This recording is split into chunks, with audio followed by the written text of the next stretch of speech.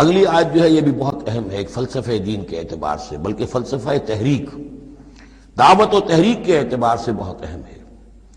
وَكَذَلِكَ جَعَلْنَا لِكُلِّ نَبِيٍّ عَدُوًّا شَيَاطِينَ الْإِنسِ وَالْجِنِّ، اور اسی طرح ہم نے ہر نبی کے دشمن بنا دیے انسانوں اور جنوں میں سے شیطان، ہم نے بنا دیے۔ سوچئے، غور کیجیے، نبی کے لیے تو مدد چاہیے تھی، کیوں شیطان اٹھا دیا اللہ نے ان کے خلاف؟ اس کا فلسفہ بیان ہو رہا ہے۔ اگر کشاکش حق و باطل نہ ہو تو تمیز کیسے ہوگی کون واقعی حق پرست ہے اور کون ایسا ہی، کون واقعی محبت کرتا ہے اللہ سے اور کون دودھ پینے والا مجنوں ہے، وہ نام کا ہی صرف محبت کر رہا اور ایمان کیسے پتہ چلتا؟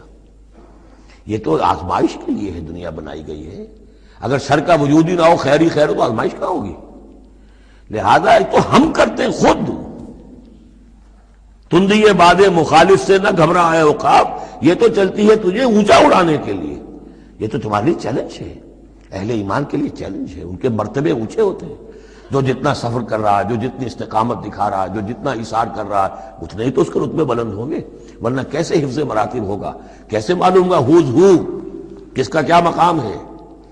وَكَذَلِكَ جَعَلْنَا لِكُلِّ نَبِيٍّ، ہم نے خود اٹھائے، ہم نے بنائے ہر نبی کے لیے دشمن شیاطین الانس والجن، شیاطین جن و انس، یوحی بعضهم الی بعض زخرف القول غرورا، وہ ایک دوسرے کو اشاروں کنایوں میں وحی سے وہ ایسی باتیں، ملمہ کی ہوئی باتیں، فریب والی باتیں جو ہے وہ کرتے رہتے ہیں، ایک دوسرے کو گمراہ اور کرنے کے لیے، ایک دوسرے کے لیے اور سپورٹ کرنے کے لیے۔ وہ جو جن ہے شیطان، وہ آ کر اس انسان شیطان کے کان میں پھونک مارتا ہے، ابھی ذرا تم اور صبر کرو، ابھی اور دیکھو کہیں تم پھسل نہ جانا، دیکھنا کہیں تم حق کو قبول نہ کر لینا۔ تو یہ ان کا آپس میں جو ہے گٹھ جوڑ، اس لیے کہ ہم نے خود ان کو یہ چھوٹ دی ہے۔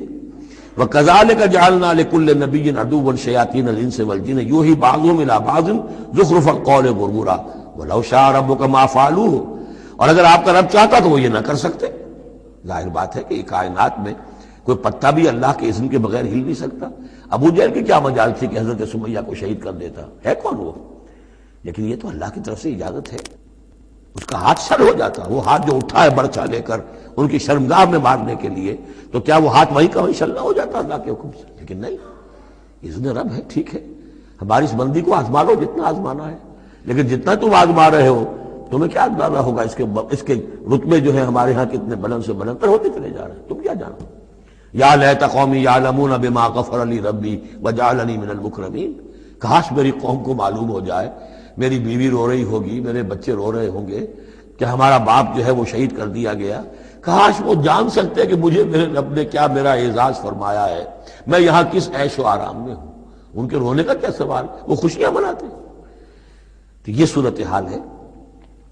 وَلَوْ شَاءَ رَبُّكَ مَا فَعَلُوهُ فَذَرْهُمْ وَمَا يَفْتَرُونَ، تو چھوڑیے آپ ان کو، جو یہ افتراء کر رہے ہیں کرنے دیجئے، یہ ہماری سنت ہے، ہمارا طریقہ ہے، ہمارا فلسفہ یہی ہے۔